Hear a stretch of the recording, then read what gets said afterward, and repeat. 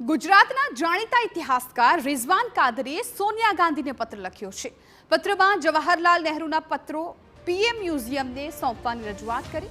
Rizwan Kadri prime minister memorial library સોસાયટીના સભ્ય પણ છે અને આ પત્રોના માધ્યમથી મહાત્મા ગાંધી, પંડિત જવાહરલાલ વિશે ઉલ્લેખ કરવામાં આવ્યો છે. ખાસ તો સરદાર પટેલના ઇતિહાસ વિશે લોકોને જાણવાનું સરળ બનશે તેવો રિઝવાન કાદરીનો દાવો છે.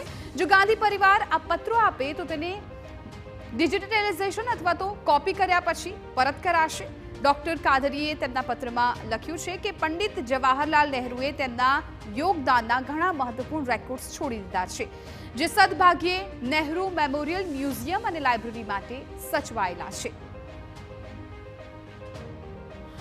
મેં જોયું કે જે તકલીફો એક સંશોધક તરીકે મને પડતી હતી એ બીજા સંશોધકોને ન પડે એટલે સિસ્ટમમાં સમૂળગો બદલાવ કરવો જોઈએ.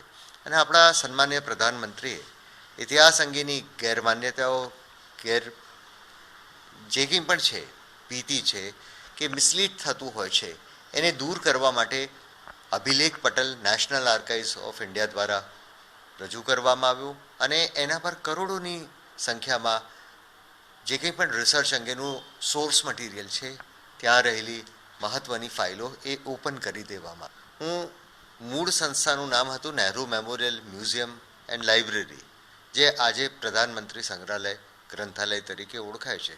ત્યાં ઘણા લાંબા સમયથી સંશોધન માટે જતો હતો, પણ પછી ત્યાં સભ્ય તરીકે નિમાયા પછી મેં જોયું કે જે તકલીફો એક સંશોધક તરીકે મને પડતી હતી એ બીજા સંશોધકોને ન પડે એટલે સિસ્ટમમાં સમૂળગો બદલાવ કરવો જોઈએ. અને આપણા સન્માનીય પ્રધાનમંત્રીએ ઇતિહાસ અંગેની ગેરમાન્યતાઓ જે કંઈ પણ છે, ભીતિ છે કે મિસલીડ થતું હોય છે એને દૂર કરવા માટે અભિલેખ પટલ નેશનલ આર્કાઇવ્સ ઓફ ઇન્ડિયા દ્વારા રજૂ કરવામાં આવ્યું અને એના પર કરોડોની સંખ્યામાં જે કંઈ પણ રિસર્ચ અંગેનું સોર્સ મટીરિયલ છે ત્યાં રહેલી મહત્ત્વની ફાઇલો એ ઓપન કરી દેવામાં આવે છે.